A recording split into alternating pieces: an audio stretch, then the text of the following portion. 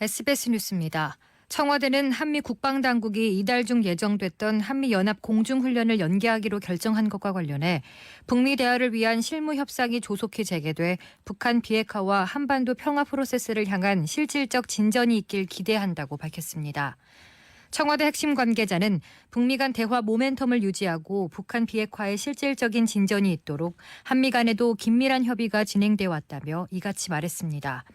앞서 정경두 국방부 장관과 마크 에스퍼 미국 국방부 장관은 태국 방콕에서 열린 아세안 확대 국방장관회의 계기에 만나 이번 달 예정된 연합 공중훈련 연기를 결정했습니다.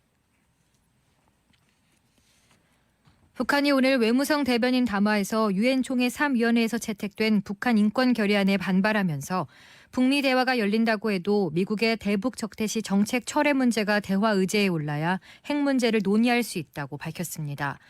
대변인은 또 며칠 전까지만 해도 미국이 남한과 합동 군사 연습을 조정하려는 의사를 내비친 데에 대해 우리는 긴장 상태를 완화하고 대화의 기회를 주려는 긍정적인 시도의 일환으로 보기 위해 애써 노력했다고 말했습니다.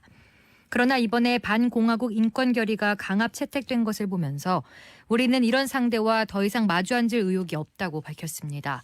지난 14일 74차 유엔 총회 제3위원회에선 북한 인권 결의안을 표결 없이 전원 동의로 채택됐습니다. 문재인 대통령이 25일부터 사흘간 부산에서 개최되는 한 아세안 특별 정상회의 및 제1차 한 메콩 정상회의를 계기로 아세안 10개국 정상들과 연쇄 정상회담을 한다고 청와대가 밝혔습니다.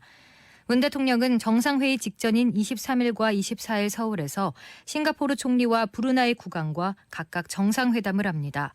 이어 25일과 26일에는 부산 현지에서 태국 총리와 인도네시아 대통령, 캄보디아 총리, 필리핀 대통령, 라오스 총리 등 6개국 정상과 연쇄회담을 갖습니다. 정상회의가 끝난 뒤인 27일에는 베트남 총리와 28일엔 말레이시아 총리와 각각 서울에서 정상회담을 진행합니다. 검찰이 조국 전 법무부 장관을 이번 주 한두 차례 더 불러 조사하고 구속영장을 청구할지 검토할 전망입니다. 웅동학원 채용비리 위장소송 혐의를 받는 조 전 장관의 동생 조모 씨는 내일 재판에 넘겨집니다. 서울중앙지검 반부패 수사 2부는 조 전 장관을 추가로 소환 조사하기로 방침을 정하고 출석 일정을 조율 중인 것으로 알려졌습니다. 지난 14일 피의자 신분으로 처음 조사받은 조 전 장관은 신문에 답변을 거부하고 8시간 동안 진술 거부권을 행사했습니다. 오늘 오전 10시 10분쯤 경기도 부천시 약대동에 있는 한 병원 공사장 내부 벽이 무너졌습니다. 이 사고로 50대 작업자 2명이 무너진 벽에 깔려 응급처치를 받았지만 끝내 숨졌습니다. 이들은 병실을 확장하고 재단장하는 작업을 하다가 변을 당한 것으로 파악됐습니다. 홍콩 시위 현장에 있던 경찰관이 날아온 화살에 종아리를 맞아 다쳤습니다. 홍콩 매체 사우스차이나 모닝포스트 등에 따르면 경찰 당국은 홍콩 폴리테크닉 대학 시위 현장에서 경찰관 1명이 시위대가 쏜 화살에 상처를 입었다고 밝혔습니다. 시위대가 점거 중인 폴리테크닉대 인근에선 오늘 오전부터 경찰과 시위대가 최루탄과 화염병을 주고받으며 충돌하고 있습니다. 중국 베이징 시내의 중형병원에서 환자 2명이 흑사병 확진을 받아 전염 확산에 대한 우려가 커지는 가운데 내이멍구에서 흑사병 환자 1명이 추가로 발생했습니다. 오늘 밤은 전국이 흐리고 비가 내리겠고 강원 산지에는 눈이 내리는 곳도 있겠습니다.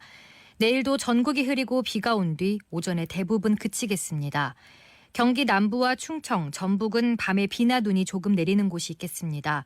예상 강수량은 중부와 전북, 경북 북부, 제주도는 20에서 60mm, 강원 동해안과 영남, 전남, 서해 5도와 울릉도는 10에서 40mm가량 되겠습니다. 아침 기온은 전국이 2도에서 15도를 보이겠고 낮부터는 찬바람이 불면서 추워지겠습니다. 서울의 현재 기온은 8도입니다. 주시은입니다. 뉴스를 마칩니다. SBS 러브 FM